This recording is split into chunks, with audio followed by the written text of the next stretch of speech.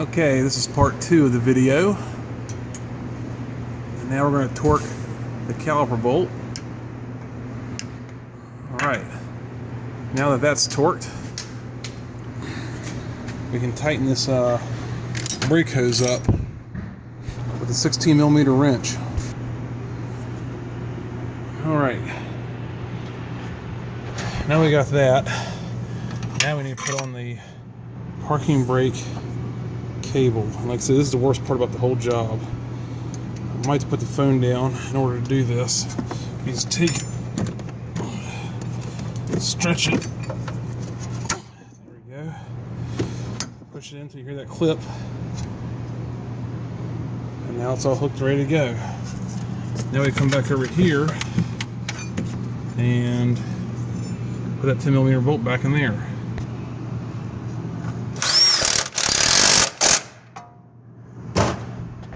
So now the emergency brake cable is nice and secure.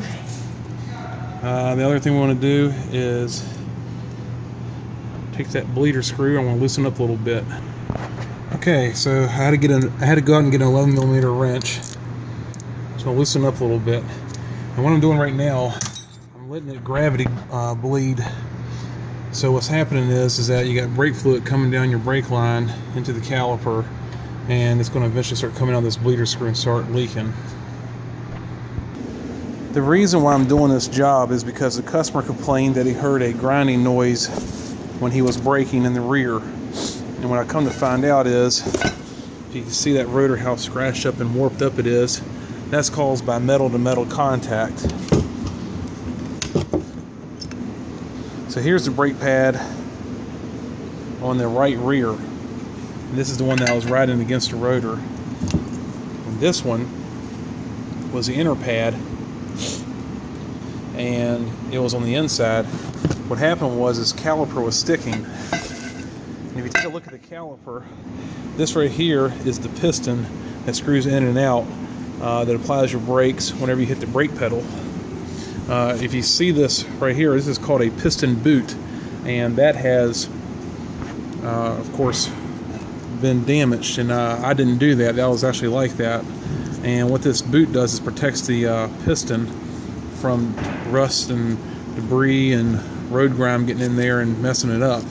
But probably what happened was this boot ripped, and then the piston ended up seizing up in there. This is the passenger side. I've already done this side, as you can tell. Got the new brakes in there. New caliper, new rotor, and new brake pads themselves. Now on this side, the bleeder screw is an 8mm, and these right here are 14mm bolt heads. On the other side, this is an 11mm bleeder screw, and these are 12mm bolt heads. We got them from the same auto manufacturer aftermarket parts store. But anyway, so why they did that, who knows. If you look right here, you can tell that the brake fluid is running out of the bleeder screw here, and it's running down the caliper, and now it's making a nice little mess on my shop floor. So I want to take and close this off and find my 11mm ratchet wrench here. I'm going to go ahead and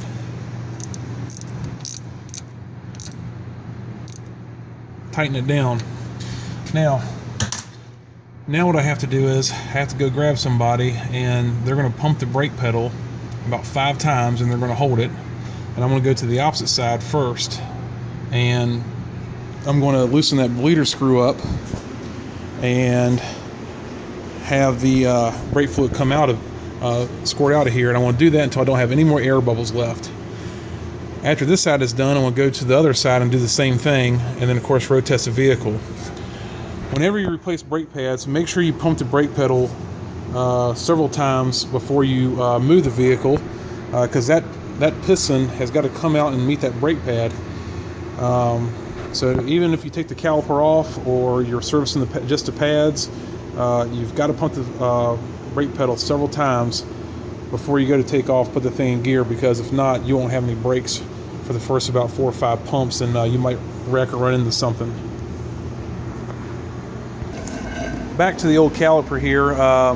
You can tell how this works, that the brake pedal rides right there, right against the piston. And there's another one on this side, and then the rotor goes in right here,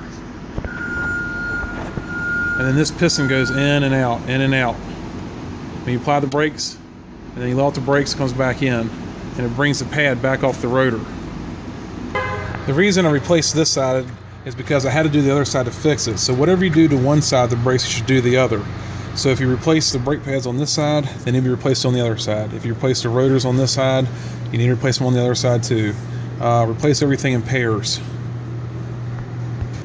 Okay, so real quick, I want to show you how to compress a piston in case you're doing just a pad and rotor job. All kits are a little different. What you want to do is you want to find the one that fits your piston. Okay, so this little nub here, you put that into the crevice here, and see how you can't turn it. And then you're going to apply your tool. So now I'm screwing this right here.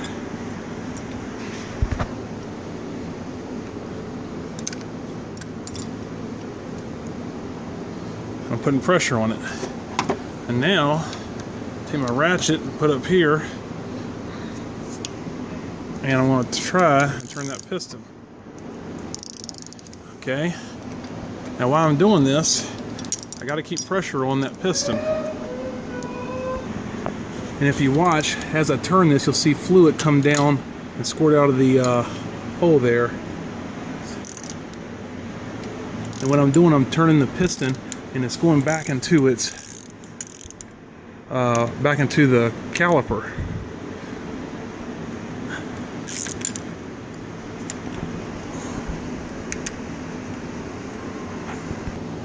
Okay, I did it until my ratchet stopped. Take my ratchet off, loosen this back up, and now the piston is now compressed back into the caliper. So you can do this on the car. My suggestion is to loosen the bleeder screw and then turn it, so that way you get all the contaminated brake fluid out of there. You don't push the contaminated brake fluid up through the braking system. The worst brake fluid is going to be, the most contaminated brake fluid is going to be trapped inside of each caliper. So whenever you compress a piston, you're going to want to take that bleeder screw loose and then compress it doing that, so that way it squirts that bad fluid out. Okay, just to recap here, I want to say thank you for watching my video. Please subscribe. If you have any questions, you leave them. I'll try to get to them as soon as possible. The brake screw here, that is 177 inch-pounds. The line itself is 150 inch-pounds of torque. The caliper bolts are 24 foot-pounds, and the caliper anchor are 76 foot-pounds. Okay, that's it for my video. Thanks again for watching, and stay tuned for more to come. And make sure you watch part 1 of this video. Make a lot more sense. Have a good day.